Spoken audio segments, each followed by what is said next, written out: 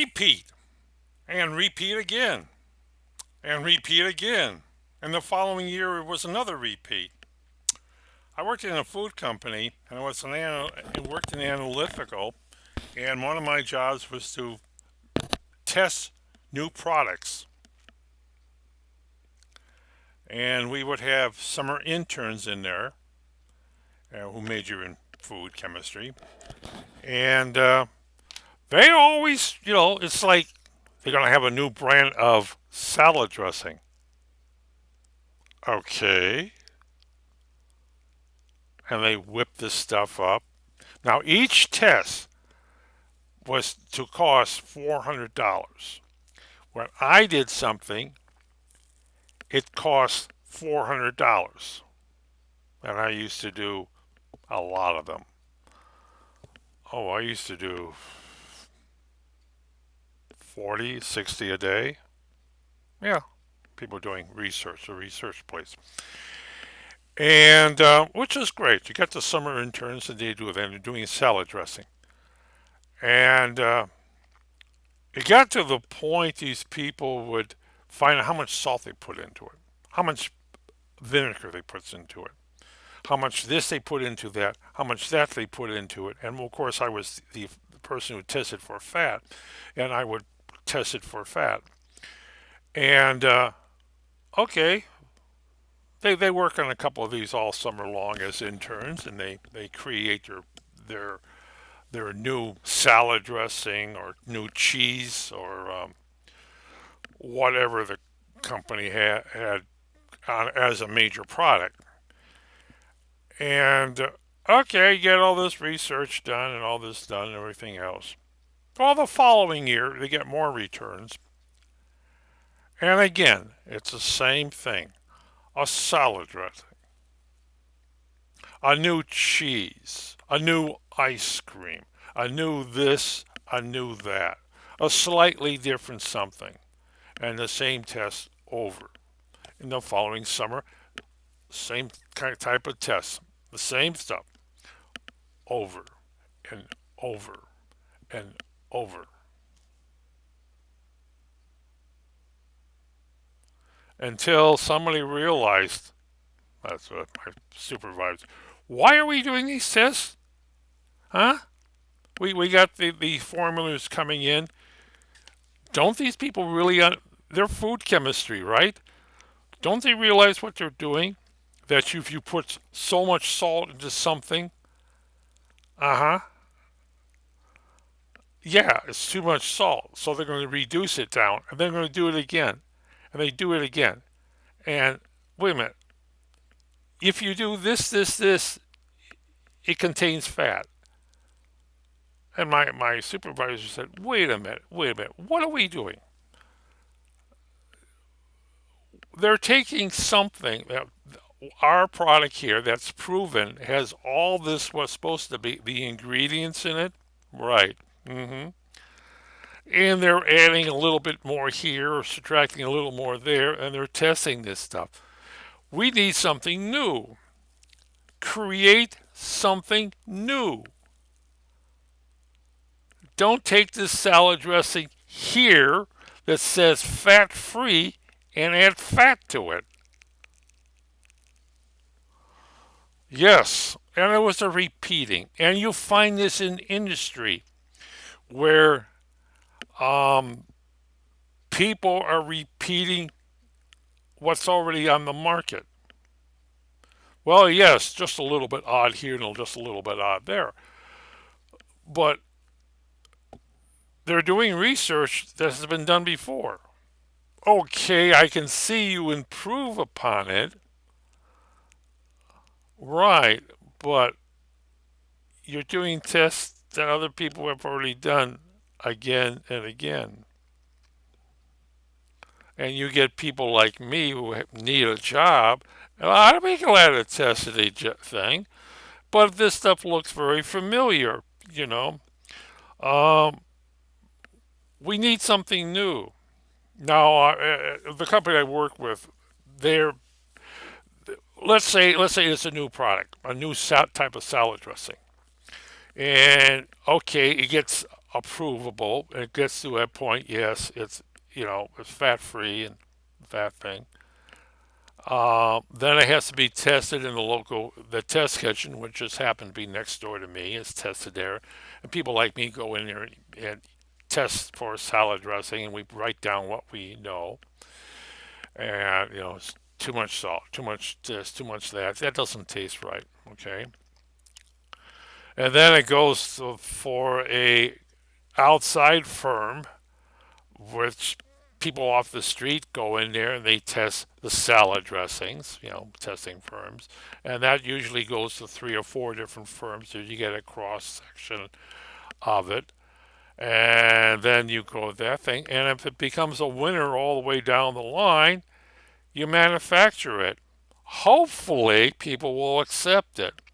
Well, I happened to work in the company when they they were in the trend of fat free back in the early 90s. And some of this stuff was fat free, but you could taste the salt. It was spicy, let's put it that way. And that was a problem. Our stuff, as someone said, some of our stockholders said, this cheese doesn't taste right. They come to me and the guy said, this cheese doesn't taste right. I said, yeah, it's fat free. Why doesn't it taste right? Um, because your tongue is after certain substance, and if you put them in there, it's no longer fat free. Then, of course, the other one was let's see, was American Signals. Jay Leno mentioned about the American Singles as being cholesterol in a box. He was right. It was 30% fat. And I would test that every day. And yes, it's 30% fat. But again, the company made some um, beautiful cheeses, really delicious, really wow, really with great ingredients. Wow, it really something like ice creams. Wow, they made some great ice creams. What's in it? Oh, it's a secret. No, what's in it? Because when we test it, we're going through a GC and everything. And so I'd say, wow, that's the reason it tastes so great. Oh, by the way, how much does this stuff cost by gram? Yes, a lot of the stuff. Beautiful, tasting stuff and cheeses and ice cream and oh, beautiful. But it costs by the gram, not the pound, not the kilogram, but by the gram. And that's one of the things. But it tastes so good. But you can't. People won't take it. What are they going to charge you? A pound of cheese for $500 or $1,000 for a pound of cheese?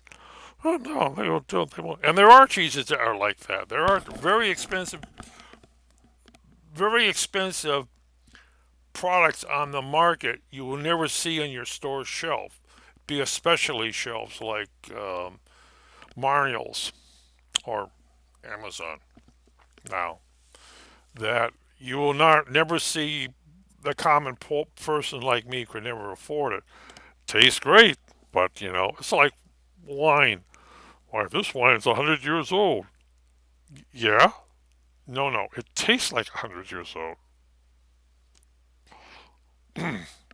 Oh, we soaked it in oak chips. That's why it tastes great. But again, I guess a lot of thinking. It's like going to graduate school. Oh, I got this thing. I'm told, yeah, yeah, do this and look at this product. And you look online and you find out 50 other people has also looked at this, submitted it, repeated. And these tests are big. It's like going for cold fusion. But You've done everything and it's being repeated again. Well, I'm quite sure you can create cold fusion. No, really? Can I get my PhD if I do? Yeah, and that's a repeat in the science world. People are reproducing tests that have already been done, looking for the great thing that the university can patent and make money. Some universities made a lot of money off their patents. Um, yes, and some universities have had their own divisions of that thing. Can you get a new battery out there? Oh yeah, new lithium battery. Oh, you better know it. But again, a lot of people are taking the old substance and see if they can kick it up one notch, which is, of course, great. And then, of course, you get the countries who steal all the information of everything, especially the universities. Yes. Mm-hmm. You know what I mean? But again, I go back to repeating, repeating, repeating, repeating, repeating. And then you do a paper on it, and then you happen to have 50 scientists out there and say, hey, this has already been done, like cold fusion. It doesn't work, you know. And foods. Um, our product tastes very similar to another product over here. Um, why? We run it through a GC and find out it's almost the same. Industrial espionage. Don't get me going on industrial espionage. I worked at a food company, and when people ask me how I do a test, I say, "Oh, it's in the book." No, that's not how I do the test. But it's in the book. You do it the way it says in the book. That's how I do the test. Ever hear the thing about we had red books at the company? I was told very simple. If you do anything different, write it down in your book. Uh huh. Right. But don't tell people, anybody that's not in your group, what you're doing. Analytical. This is all our books we had, like I had, was basically stored in a safe. So our trade secrets never got out.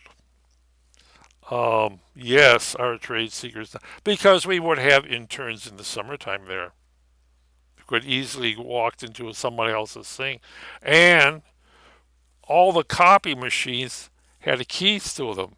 I had my own key.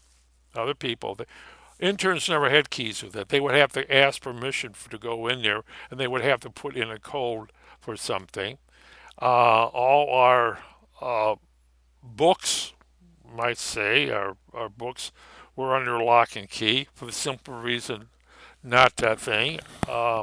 If somebody was working on a salad dressing, they weren't working on an ice cream. If they're working on an ice cream, they were working on a cheese.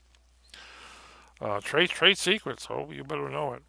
Um, the old saying is making sure the people that are walking around analytical belong in analytical. I was very, very close to that. Oh, yeah, it's very thing. When you consider a new product can be worth a lot of money, the last thing you want to do is have a rival bring out that product as their own. Would they do that? You better know they would do that. As someone says, yes,